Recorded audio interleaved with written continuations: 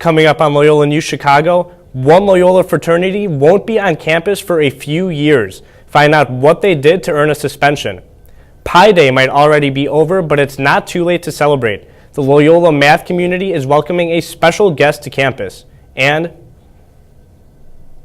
I'm Grace Runkle. Coming up, what's so special about these seesaws at Navy Pier and how long they'll be in Chicago? From the Convergence Studio in the School of Communication, this is Loyola News Chicago. hello and welcome to Loyola News Chicago. I am Nader Issa. Here's the news. 2 men are dead and 1 is wounded after an early morning shooting near Loyola's Lakeshore campus last weekend. A memorial sits outside the Dunkin' Donuts on Broadway Avenue at the location of the shooting. Friends and family of the 2 victims have left balloons and empty bottles of alcohol on the curb where their loved ones were lost. There's also a box that reads "We Miss You" and is filled with once lit candles. The shooting happened the night of Chicago's St. Patrick's Day parade.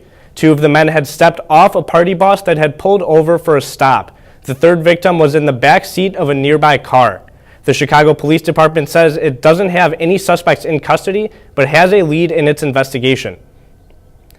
Loyola School of Communication is addressing the issue of gun violence in several class projects this year. One of them is a public service announcement that won a National Award of Excellence from the Broadcast Education Association. It's titled "How I Disappear," and it dramatizes the impact of young people lost to gun violence. Take a look. Oh, you just changed it.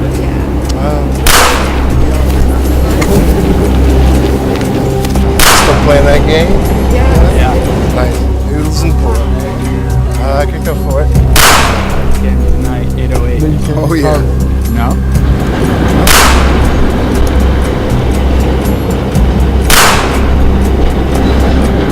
Every day, 7 teens die from gun violence. Don't let your child become a statistic. The spot was created in Loyola's multimedia commercial production class. We will feature other PSAs promoting awareness of gun violence on future newscasts. Loyola is waving goodbye to one of its fraternities after an investigation into hazing.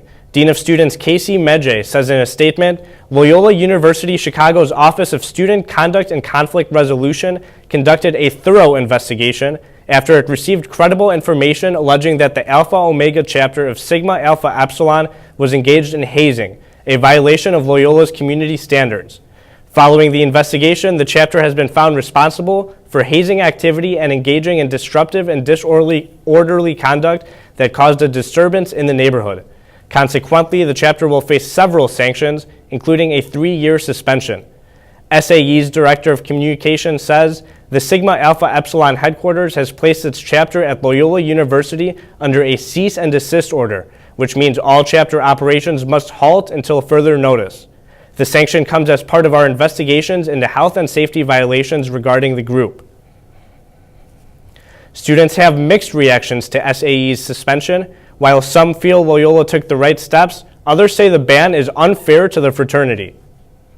I think it's a bummer that Loyola isn't really being upfront about what happened because there's a lot of bad rumors going around and they're not bad guys and they're being put under a bad light because of all these rumors. I think it was the correct decision to make because hazing is such a horrible thing to make someone go through and the peer pressure involved. At first I was upset because I like their philanthropy and I think they raise a lot of money for it, and I know that now they're not going to be able to do a lot of their fundraising for St. Baldrick's, so that's a lot of sick kids who are missing out on treatments or whatever the money goes towards because of an allegation. If SAE wants to return to campus in 2020, it'll have to create a year-long zero-tolerance hazing program. Spurred by protests, Loyola is diversifying its core curriculum.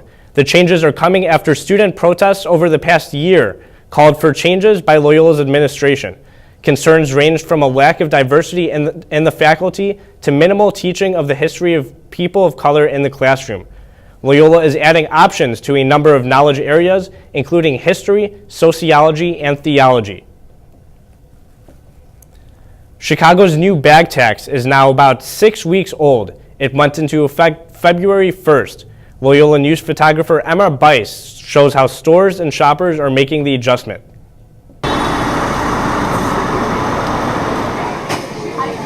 So the bag tax went into effect February 1st, and it went into effect all over the city of Chicago, and it means that any kind of plastic or paper bag that you would get from a store, you have to pay 7 cents per bag.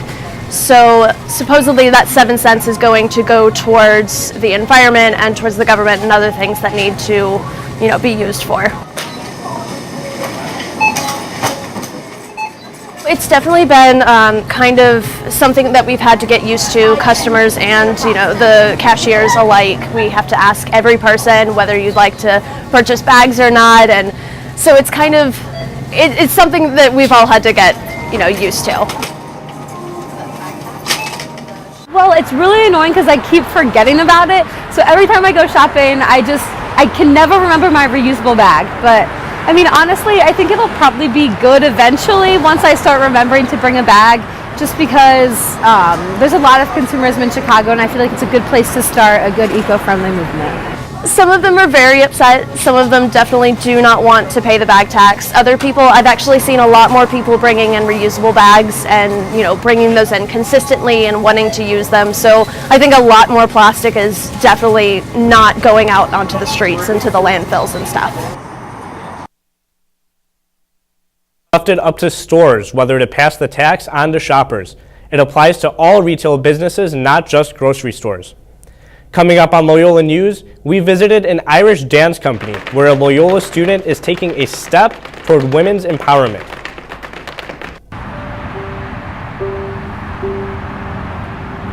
Hi, excuse me.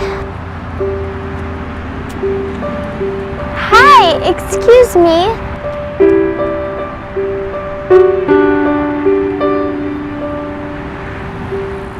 If you wouldn't buy a gun from a little girl, why would you buy one from an unlicensed dealer? Help close the private sale loophole. Visit ICHV.org today. To feel like a kid again at Navy Pier's newest attraction. Grace Runkle visited the pier and found out how their new seesaws double as a work of art. Navy Pier's latest addition is bringing back everyone's favorite playground memories. These 15 seesaws are part of the interactive public art installation called Impulse. It's the first installation in Chicago's Year of Public Art initiative. That it fits the space so well. It's a winter exhibit, so it's used to the snow, it's used to the cold, and we just wanted something that would really brighten up Polk Park and be fun for our guests in the wintertime. The art project is bringing in tourists and Chicagoans of every age, from little kids even to college students. I'm actually visiting from Florida. It's our spring break, so we have a friend who lives in Chicago, so we decided to come out today and enjoy the nice weather. Definitely engages. I like that they light up. They play music as well, so it's not just your regular seesaw. So I think it's for anybody. Everyone can be a kid at any time. And when the temperatures drop at night, even more visitors flock to the seesaws to see them light up. I think we're going to come back tonight actually to see them light up. You have plenty of time to come visit Impulse here at Navy Pier. The installation will be here through May 21st. And after that, there will be more public art popping up throughout the city. Grace Runkle, Loyola News Chicago. Chicago is the 5th city the Impulse installation has traveled to since debuting in Montreal 2 years ago. 2 days after Pi Day, Loyola will celebrate math in a special way. The university's math department welcomes celebrated mathematician Ken Ribbett Thursday on its Lakeshore campus. Ribbett will give a lecture on his well-known math theory. Before he gives his 4 p.m. speech in Cuneo Hall, there will be an hour-long reception in Piper Hall. The lecture is scheduled to take about an hour and a half. Some Loyola students could soon be swimming with the sharks. Loyola Limited, a student-run business enterprise, will host a competition similar to ABC's hit show Shark Tank. Students will have the chance to submit their business plans for review. A handful of finalists will go in front of a panel of judges before a winner is chosen. To be considered, business plans have to be submitted on Loyola Limited's website by March 18. Finalists will present in front of judges on April 1st in the downtown Schreiber Center. St. Patrick's Day is Friday, a day to celebrate the luck of the Irish. There's one Irish dance company which is pushing traditional boundaries. Reporter Madeline Kenny has more. For Chelsea Hoy, Irish dancing is an outlet for her to express herself. Now, she hopes to empower others through her dancing. Chelsea has been dancing since she was 6. She started because she wanted to be like her older sister, Jessica. When Chelsea came to Loyola in fall of 2013, she thought she had laced up her dance shoes for the last time. That was until she auditioned for the Trinity Irish Dance Company. I was blown away by the hospitality and by the welcomes I got from all of the dancers in the company. Everyone just pulls you in like you've been there your whole life. Chelsea was attracted to the Trinity Irish Dance Company because of what it stood for, female empowerment. That inspired Chelsea so much, she founded the multimedia campaign, We for She. Her campaign has inspired fellow dancers like Isabel Kaiser. It makes such a big impact on the community and other people. It's trying to level the playing field in Irish dance and to empower women through dance, let them know that they can be strong and powerful. And it's just to celebrate the strength and the confidence and the resilience of the women, but also of our males, because we really see ourselves as equals. The Trinity Irish Dance Company, located in Chicago's west suburban Elmhurst, is a world-renowned performing arts company. The company travels all over North America and Japan to display their talents. We leave you today with scenes from a St. Patrick's Day tradition, the dyeing of the Chicago River. See you next week.